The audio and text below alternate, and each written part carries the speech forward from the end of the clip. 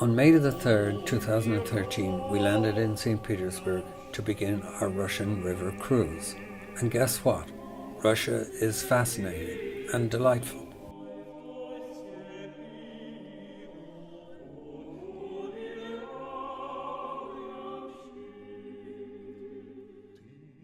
The first thing that hits you are the churches. They concede nothing to churches anywhere and are varied and numerous.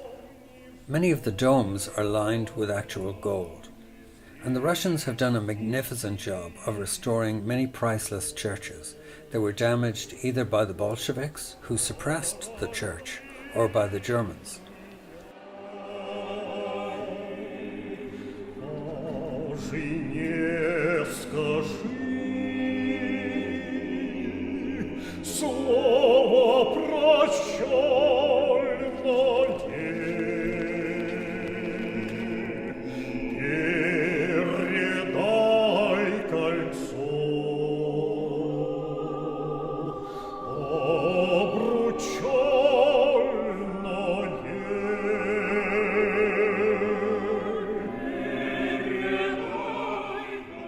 The Russian Orthodox Church is resurgent today. Indeed, this church, the Cathedral of Christ the Saviour, is Moscow's largest and was built only in 1995.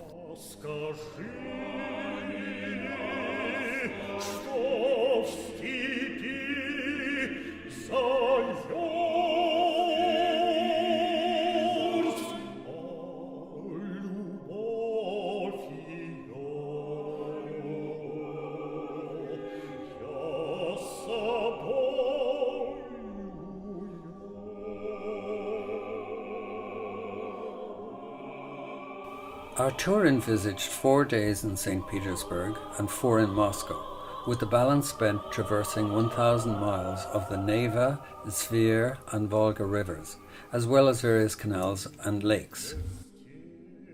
So a word about those two cities is relevant, as they're quite different. St. Petersburg is a beautiful city, loaded with culture, founded by Peter the Great in 1703. This followed his victory in the Great Northern War over the Empire of Sweden, which gave Russia access to the Baltic. To protect this access to the Baltic, he designed St. Peter and Paul Fort, which later expanded to become St. Petersburg, the fully designed city, with rivers, canals and palaces. Ultimately 500 palaces by the time succeeding emperors were finished.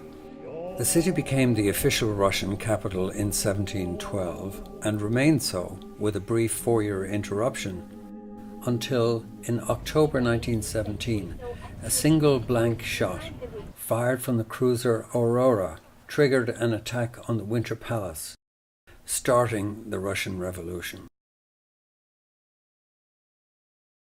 During World War II, the city, then called Leningrad, survived 872 days of German siege, during which it is estimated that 1.5 million dwellers perished in the most devastating siege of a city in modern times.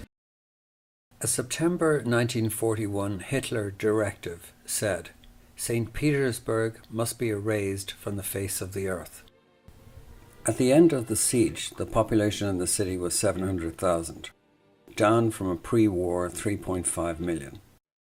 The city would probably not have survived if it hadn't been for the so-called Road of Life, a route that was developed over frozen Lake Ladoga during the winter.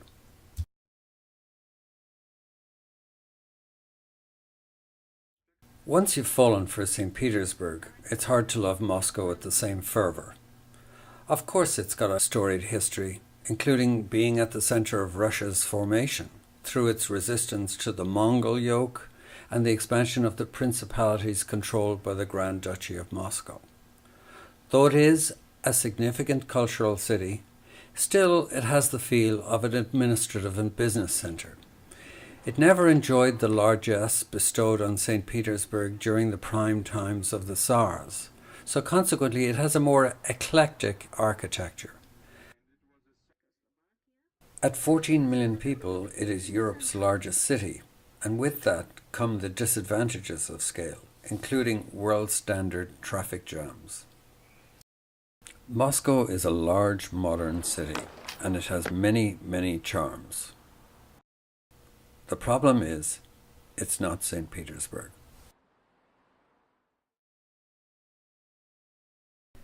Besides the churches, the palaces were also impressive, notably in St. Petersburg. St. Petersburg alone has over 500 palaces, many of which make Buckingham Palace look pretty pedestrian. For example, if you were one of Catherine the Great's many lovers, chances are that you'd be given a gift of a palace or two upon completion of your assignment.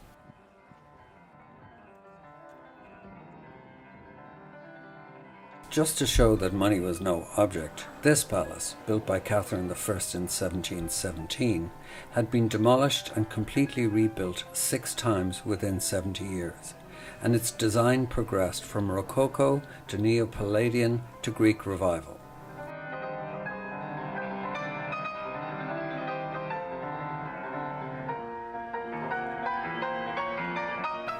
It was destroyed intentionally by the Germans in World War II, but its restoration is well advanced. The Yusupov Palace, one of many belonging to that rich family, contains over 40,000 items of art.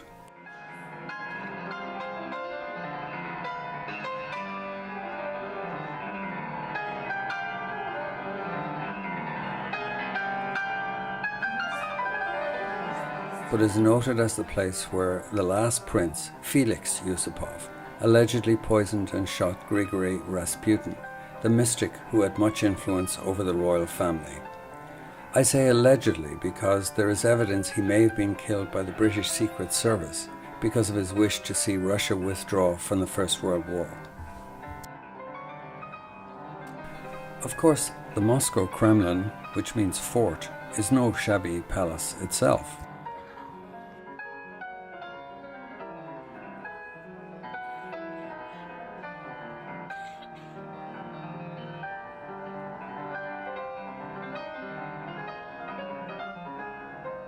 The Kremlin armory contains a host of artifacts, sometimes gifts to the Tsars, which are simply incredible.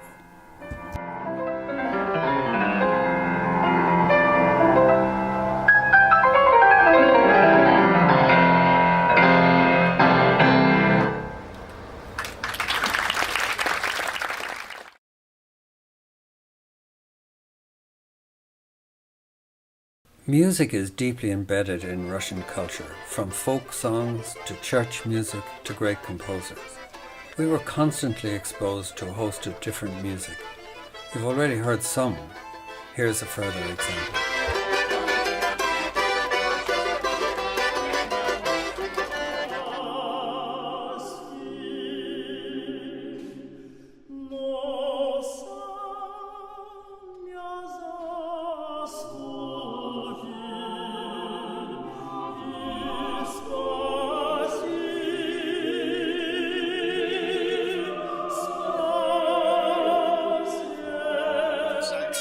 In Moscow, which are on a different scale of folk. This is my favorite.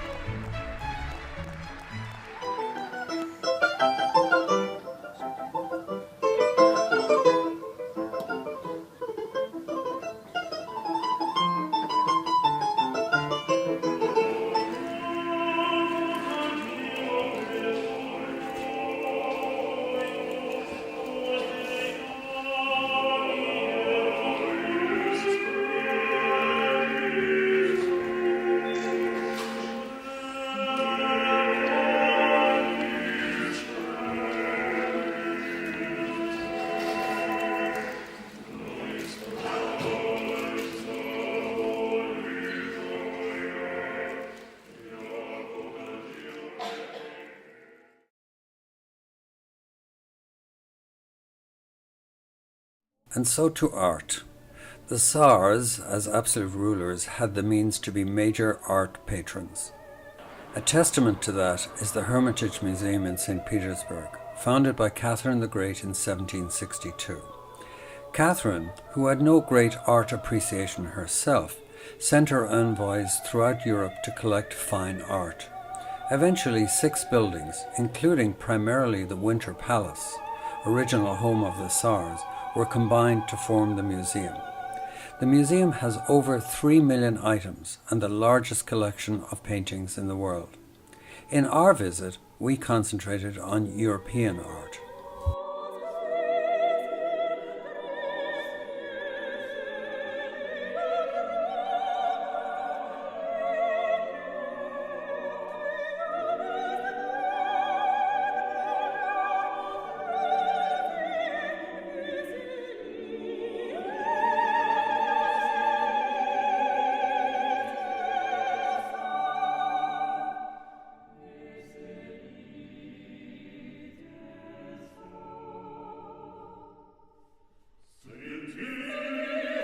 When we visited the Tretyakov Gallery in Moscow, on the other hand, the focus was on Russian art, and very striking it was.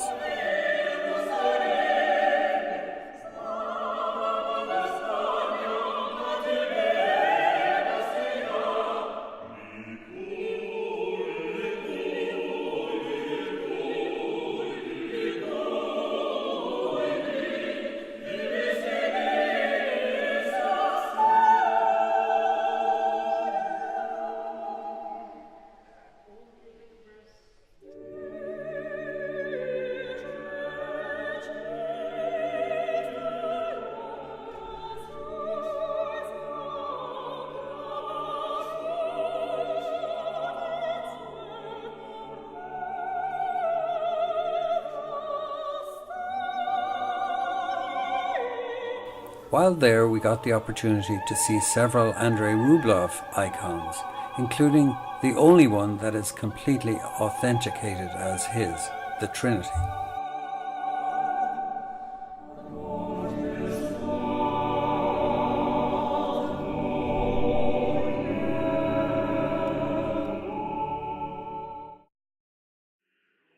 Finally, at the Ilya Glasunov Gallery, we saw the striking paintings of the contemporary painter Ilya Glasunov, who holds the title of the People's Artist of Russia.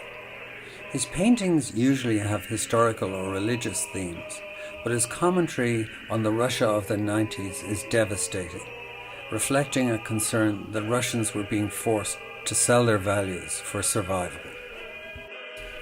Incidentally, Glasunov's entire family died of starvation in the siege of Leningrad, so he knows whereof he paints.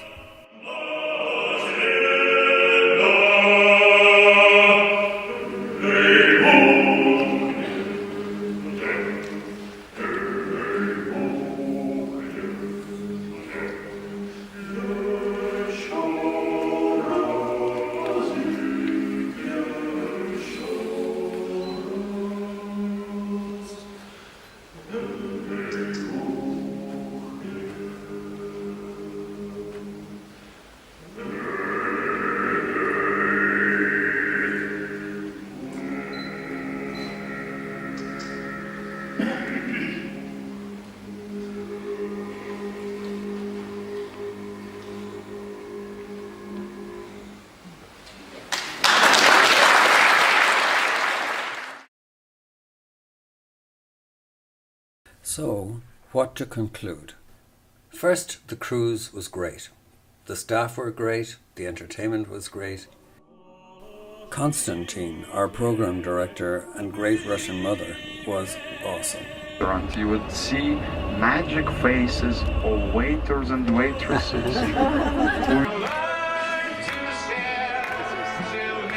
That Russians love cleaning.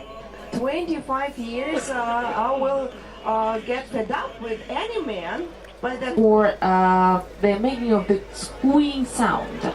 They're doing like this. Vladivostok, everyone can become a gangoozler because I am happy.